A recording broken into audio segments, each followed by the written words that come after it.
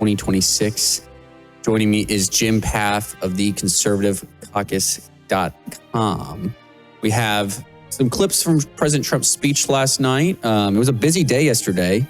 The Artemis 2 launch happened yesterday, and to go around the moon and come back. President Trump's speech and more. How are you doing, Jim? Doing well. I'm actually kind of excited about the Artemis thing, although I kind of wish this first one would have been Elon. I'm a big SpaceX, fan. But it's going to be really cool. I mean, I was a little kid when in 1969 they landed on the moon. I was just a tiny kid. I remember it, but I was 4 years old. And this is really exciting in my mind. I saw the space program going through its early stages, and so I'm really ready for men to go back to the moon and build stuff on there so they can stay more permanently. That'll be really fun. Yeah, and there's the video of the launch yesterday, and they have live videos showing. It's going to be they're going to be up there for 10 days, so there's going to be a lot of. So it's 4 days there and back. They're going to go 1 day around, and it's 4 days there and back. They're going to spend 2 days in orbit around the Earth, testing around the command module. Okay. Yep. And they're going to do a docking test, although they're not going to actually dock, but they want to make sure the controls work properly. You and I were talking beforehand. Apparently they had a problem with the toilet, which maybe they've fixed. I don't know. But, they're going to test out all these things. And that's what this whole mission is about, is just getting things in order, making sure things work. Then they're going to shoot out to the moon. They're going to just go around the backside and come back, apparently. So that's where you get your 10 days. 4 days there and back, an extra day in orbit here around Earth before they head out. And then on their way back, they're going to land. It's going to be very interesting. Yeah, and that's a very cool shot someone took from an airplane. I saw that. Yeah. The rocket was taking off. It's pretty cool. I mean, that's a once-in-a-lifetime experience to be sitting in an airplane watching one of the most significant moon missions to happen. It's the largest rocket ever launched toward the moon. The whole paradigm and setup for this command module is so much further advanced than what we used in 1969, which, by the way, literally had less computing power, by far less computing power than your Apple Watch. If you have an Apple Watch, your iPhone has probably 100 times more computing power than what they had. And they did use computers there. So this is a very advanced system. They're going further away from Earth than any human being has ever gone before. They're going to pass around the moon at a farther, they would typically in the 1960s and 70s, when they were going around the moon, it was about 100 kilometers out. They're going to be something like 40,000 kilometers out from the moon. There are a lot of firsts with this mission. So to have seen that particular mission taking off from your aircraft, that's a unique experience. Yep. Well, let's go to a few clips from President Trump's address last night. Here's the first one on Iran. Listen to this. As we speak this evening, it's been just 1 month since the United States military began Operation Epic Fury, targeting the world's #1 state sponsor of terror, Iran. In these past 4 weeks, our armed forces have delivered swift, decisive, overwhelming victories on the battlefield. Victories like few people have ever seen before. Tonight, Iran's Navy is gone. Their Air Force is in ruins. Their leaders, most of them terrorist regime they led, are now dead. Their command and control of the Islamic Revolutionary Guard Corps is being decimated as we speak. Their ability to launch missiles and drones is dramatically curtailed, and their weapons, factories, and rocket launchers are being blown to pieces. Very few of them left. Never in the history of warfare has an enemy suffered such clear and devastating large-scale losses in a matter of weeks. Our enemies are losing in America, as it has been for 5 years under my presidency, is winning, and now winning bigger than ever before. All right. And he went on to say that we're going to hit them extremely hard over the next 2 to 3 weeks. And I think he's planning on trying to wrap it up after that. Everything that he said in that part of the speech, from everything I can detect, is absolutely true. When you look at what's been happening since this entire engagement began, Iran has not put up a strong defense. It's thrown a lot of missiles out there, and it's caused some destruction, some injuries, some deaths, and that's tragic and horrible. And, you know, it's one of the reasons we don't want to go to war. People die, and war's hell. But in terms of the actual effect of this military operation, I don't think he can express in clear enough terms how unprecedented this is in terms of a military operation. And it shows everybody in the world, you know, whether we want to do it this way or not, and I have my misgivings about doing anything like this ever, but whatever you think about that, every country around the world knows that we are a superior military. Once again, that is very clear. I think even China has to look at that, and they've had a massive military buildup throughout the last 10, 20, 30 years, 10, 20 years in particular. And there's been discussion in the past about them being able to challenge us, say, when people think about if we were to engage them to protect Taiwan. I think that that's more in question in terms of China's capabilities than it was in the past. Any such engagement there, though, would be a tragic loss of life. And those are the things that I'm thinking of as I go through this. So I'm glad that the world knows, don't mess with us. But we've got a lot to go in this effort, and I don't know what the outcome is just yet. Donald Trump is maybe the only guy I could feel halfway good about, but there's a political toll that's taking place here in the United States. There's not broad agreement on doing this thing. That said, to devastate Iran's military, to destroy the capability of the current regime to do the things that they've been doing over the last 47 years, I guess it is, no love lost. Yeah. And probably much better for the world. Yeah, and there is a lot of discourse and disagreement, but if you can get this done and wrap this up, you know, in the next few weeks, I think then it's all on deaf ears, right? I mean, if they're successful, then it's going to be a great operation and it's going to go down in history as very successful.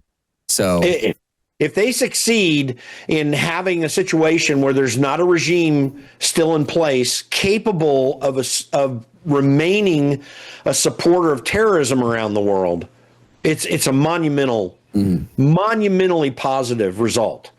The risk has been very great, not because our military is incapable or even as much so because of the forever war thing, which really troubles me if we ever got in there. That it's not so much because of that. It's because Iran is nothing to sneeze at. You got a population of 90 million people. You've got a majority Persian population, which I'm certain almost 2-1 supports this. You've got a minority Shia population, which has been the engine for this radical death cult that's been running that country for 47 years. That clash is going to happen. So if that can happen in a relatively clean manner, and particularly if it is playing out, but it's not harming us, and we're not engaged continually in this, I think Donald Trump will reap a political benefit for that. I'm not into reaping political benefits for going to war, but I think anyone that underestimates the positive effect that this has on near-term world history cannot be underestimated, cannot be disclaimed in any way. Yep. Yeah. Well, let's go to one more clip we have from his speech last night on just the state of America and where we've come from under Biden. Here we go. Many Americans have been concerned to see the recent rise in gasoline prices here at home. This short-term increase has been entirely the result of the Iranian regime launching deranged terror attacks against commercial oil tankers in neighboring countries that have nothing to do with the conflict. This is yet more proof that Iran can never be trusted with nuclear weapons. They will use them, and they will use them quickly. It would lead to decades of extortion, economic pain, and instability worse than we can ever imagine. The United States has never been better prepared economically to confront this threat. You all know that. We built the strongest economy in history. We're going through it right now, the strongest in history. In 1 year, we've taken a dead and crippled country. I hate to say that, but we were a dead and crippled country after the last administration and made it the hottest country anywhere in the world by far, with no inflation, record-setting investments coming into the United States, over $18 trillion, and the highest stock market ever, with 53 all-time record highs in just 1 year. It all positioned us to get rid of a cancer that has long simmered. It's known as the nuclear Iran, and they didn't know what was coming. They've never imagined it. Remember, because of our Drill Baby Drill program, America has plenty of gas. We have so much gas.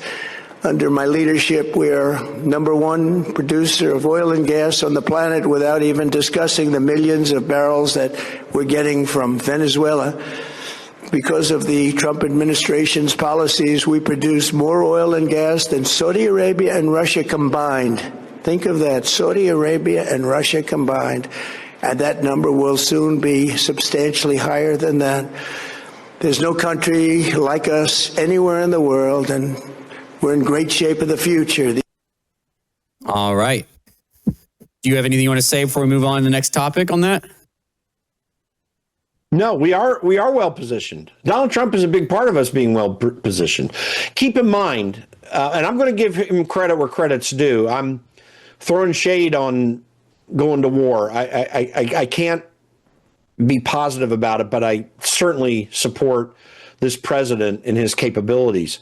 But one of the things that is quite significant here, that probably is being underestimated, everyone knows it but not really thinking about it deeply, is that had Donald Trump not become president in 2016, we would not be where we are today in our ability to extract, refine, and process oil products. Now, I have to give a little bit of credit. During the Obama administration, we reversed our policy that you could not sell American oil overseas. That had been a 1970s relic that had really actually twisted the markets in a bad way. And that changed. That was an important first step. It was during at least partial Republican Congress. But Donald Trump got rid, in his first term, of the massive regulatory restrictions that still worked against the oil and gas industry.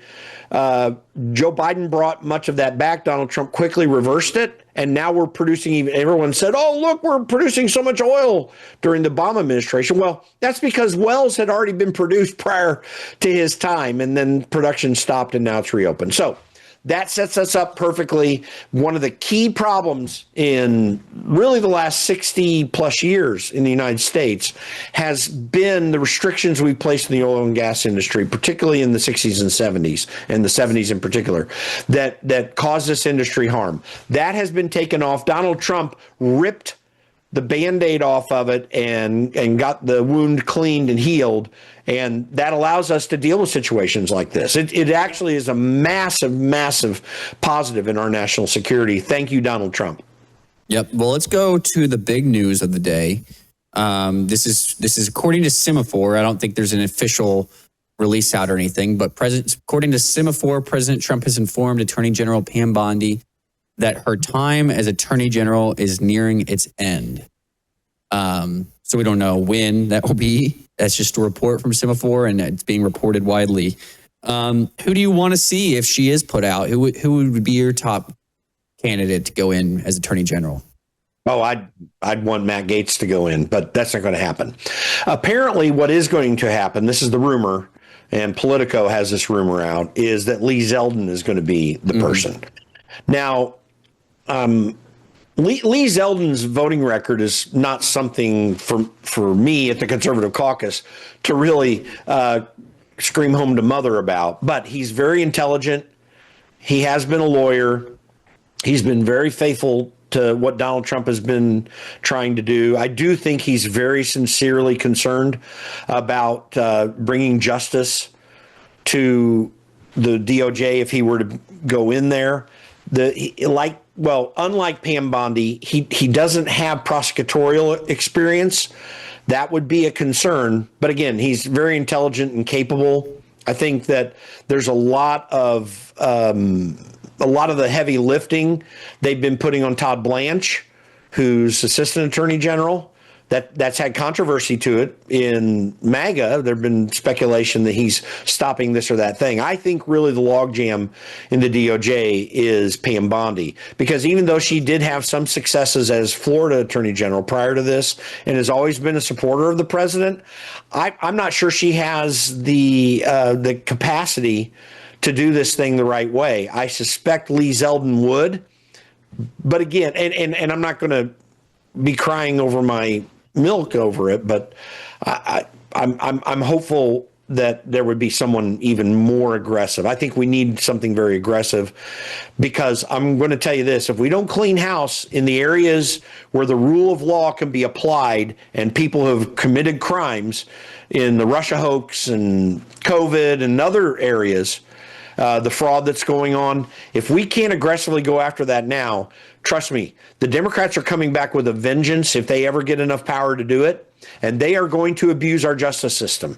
You have to clean that up now. So whoever that might be, they've got 2.5 years effectively to get this stuff in order, and they're going to have to move quickly. Yep. Well, we got to go to break. We'll be back in just a moment with more. Hello, I'm Brandon House. I want to thank you for all your support at wvwfoundation.com that helps make possible pushing out 24/7 content for free. Without your support, we'd have to put it all behind a paywall. But thanks to you and your support through our foundation, we're able to push it out for free as a broadcast service and broadcast ministry of WVW Foundation. Please consider going there and setting up an automatic monthly contribution, or go there and make an occasional contribution. If you prefer to support us through the mail, you'll find our mailing address there at wvwfoundation.com. You can also call and make your contribution over the phone by calling 901-825-0652. That's 901-825-0652. Again, all these details are available at wvwfoundation.com. Thank you for your support as we try to help people around the world understand the times through the lens of a Christian worldview. All right, welcome back from the break. Let's go to this, Jim. We had this for yesterday's show, but we didn't get to it. Anthony Ferguson was sworn in yesterday as the Assistant Attorney General for National Fraud Enforcement. Let's go to his speech after his swearing in. Good morning. Welcome. We are here today because America has a fraud crisis. This is the most generous country on the planet. Every year, everyone in this room, your friends and your family, part with trillions of their tax dollars to help out their friends, families, and neighbors in tough times. And all the programs we pay into are premised on a high level of social trust, that our neighbors and friends will honestly participate in these programs, and the government will make sure that everyone is being honest. And what President Trump has discovered is that this has largely not been going on. A coalition of poor government within the federal government under the previous administration and blue states have made it so that billions and billions of dollars of American tax dollars go to fraudsters, both citizens and foreigners who come here to take advantage of America's generosity and largesse. That is ending today. And that is ending today because the president has convened the anti-fraud task force led by the vice president to make sure that these funds don't go out the door to fraudsters anymore. And equally as importantly, today we are here to swear in a brilliant prosecutor to restore deterrence, to make sure people are afraid to commit fraud because they are afraid of the consequences, and to make sure that people who do commit fraud go to jail where they belong. And that prosecutor is Colin McDonald, a brilliant career prosecutor from California who's worked for our brilliant Deputy Attorney General for the last year, helping get the Justice Department into shape after the Biden administration. He's prosecuted fraud cases, guns and drugs, political corruption. Colin McDonald has done it all. He is exactly the man for this job, to restore deterrence and to put the bad fraudsters in jail where they belong. And that is why we're here with his beautiful family to swear in Colin to his new position as Assistant Attorney General. All right, I got that wrong. That was, the person speaking was Andrew Ferguson with the Federal Trade Commission, setting up for Colin, what was his name he said? Colin McDonald. And it looks like they've already gone to work, Jim. Let's go to this clip here. They've already found some fraud, defrauding Los Angeles for defrauding Medicare of $16 million. Watch this report. This is the first takedown for the new White House Fraud Task Force.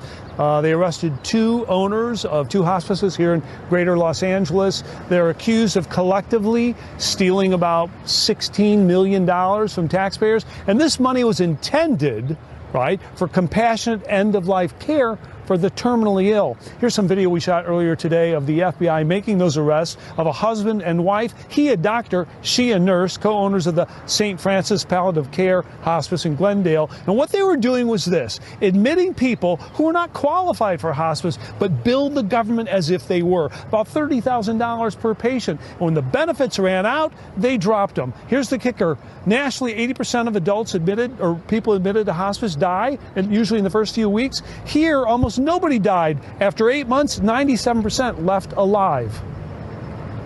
They've been bilking the taxpayers for over $7 million, close to $8 million, and it's all total fraudulent hospice services. They were signing up people who are not terminally ill. They were forging the documents, the medical records, and they were collecting taxpayer dollars. And they've been charged, and this morning they were arrested.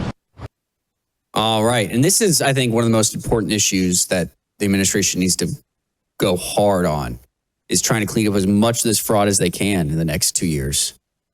They got to get almost all of it started this year, right? You don't get 50 to 80% down the road, you're not going to have enough time to adjudicate it all. You've got to go through a court system. It doesn't just happen overnight. This is one of the big frustrations with Pam Bondi.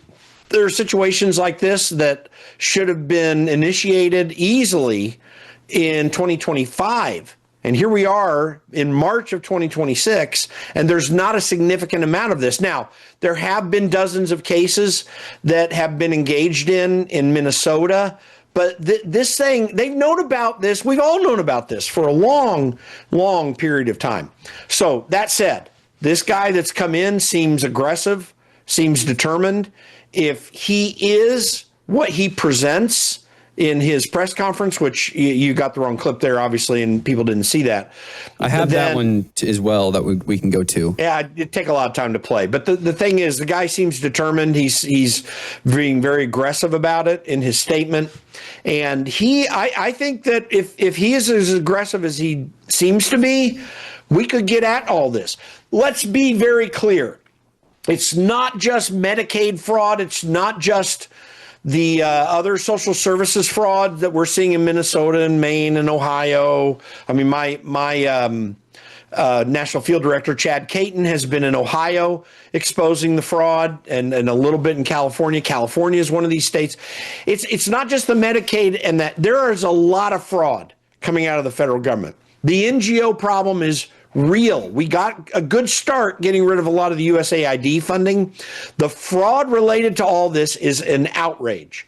And it amazes me because there are people in the so-called Christian community, progressive in their outlook, who have been saying that to reduce these programs is make you guilty of hell before God. Because of Matthew 25, Jesus says, why didn't you take care of the poor? Why didn't you take blah, blah, blah, down that line. the reality is those people are promoting a hellish behavior because of the fact that so much of this money goes to fraud. And by the way, the biblical command is personal and private charity, not government charity. But this is a huge issue. It's probably on the range of hundreds of billions. I know that all types of fraud, Elon Musk was making the claim that they identified anywhere between $500 billion to $1 trillion of it. And I would not be surprised if it's that amount. And so much of this money is going to political actors who are supporting Democrat political efforts. This is a massive, massive issue. It's far beyond what we're all already angry about, and we've got to shut it down quickly. So hopefully this and a new attorney general would be a good step towards getting all this resolved and taken care of immediately. Yeah, we've got to move quickly. Yeah, we got to see people in handcuffs, and a lot of them. Let's go to this. This is something, obviously, we've been talking a lot about the Save America Act and voter ID. Well, Ron DeSantis signed something recently that was, it's just Florida, but we need to see this nationwide. He signs Florida's Save America Act. You need to prove you're a U.S. citizen to register, show strict voter ID to vote, and paper ballots become the default. Watch this.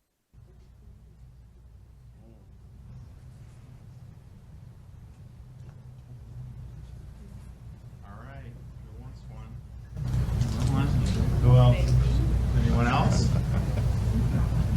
I got more. Anyone? Okay. Anyone else? On this is when we would do these and we have these little kids, I would give. All right, I thought he was going to talk about the bill, but there you go. I mean, we need to see this everywhere. If the Senate won't pass it through, we need these states to start passing laws. Yeah. Florida is a great example. It hadn't been talked about much in the whole Save America Act debate. Florida is a great example that proves that all of the screaming and yelling and FUD, fear, uncertainty, and doubt that Democrats have been throwing over the Save America Act, Florida is already proof, this expanded a little more, that all these problems the Democrats are talking about are not a problem at all. Florida makes it very simple for people to register to vote and to be able to vote. This is a nice extra step. It reaffirms the necessity of citizenship, and it holds county clerks responsible in Florida as well. Keep in mind, Palm Beach County, where Donald Trump lives, was the center of massive, massive problems beginning in the 2000 election, which led to the Bush v. Gore decision. But that Palm Beach County clerk at that time, I think she got indicted eventually because of the way she was running elections. So you have to firm these things up statewide to make sure that these county clerks are held criminally liable if they do not abide by these strictures, which are necessary ones. But that's just a microcosm of what can happen throughout the country. We need to hold secretaries of state or whoever the state election official is in all the states criminally liable to run elections well. Also, listen, the federal government does not run state elections, but Article 1, Section 4 of the Constitution says that the Congress may regulate them. And that has very real and positive implications. And the Save America Act is the best vehicle to fix most of the worst problems in our elections. Because, listen, we're a banana republic right now. I hate to admit that. I hate to even claim it. Our election system in most areas of the country, and certainly in every key area of the country, Democrat or swing state, are really banana republic elections, especially this case that was recently before the Supreme Court, where you actually had the state of Mississippi, a very red state, arguing that their voters should be allowed to bring their ballots in up to 5 days after an election. I mean, it's just stupid stuff like that. That's absurd. That is antithetical to good elections. We had in our country's history at least 230 years of not perfect elections, but very well run ones. And we would send our people out to monitor elections all over the world. And every one of the processes that have changed in this century here in the United States are the very ones that our election watchers in other countries were deriding rightly, because you have custody issues, you have issues with validation of people. We made Iraqis in their first election after our stupid war, but in their first election, people had to stick their fingers in purple ink that would take days to get rid of so they could verify that everyone actually elected or actually voted in a proper way and didn't multiple times vote. It's just insane what we're allowing to happen and what Democrats want. Democrats want us to be a banana republic because they are trying to overthrow the American republic, and they have successfully worked this century through legal matters and through breaking the law and violating the Constitution to change our elections in a manner that can be easily manipulated. We need the Save America Act to pass, and John Thune is a rascal for not doing it. We're already running ads in South Dakota calling him out on it. Yep. And so we'll keep covering it, but we're all out of time for today.